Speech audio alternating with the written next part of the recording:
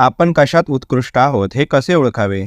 आपण कशात चांगले आहोत हे निर्धारित करण्याचा एक मार्ग म्हणजे आत्मचिंतन. आपण ज्यामध्ये उत्कृष्ट आहोत त्याबद्दल आपण अंतर्दृष्टी प्राप्त करू शकतो.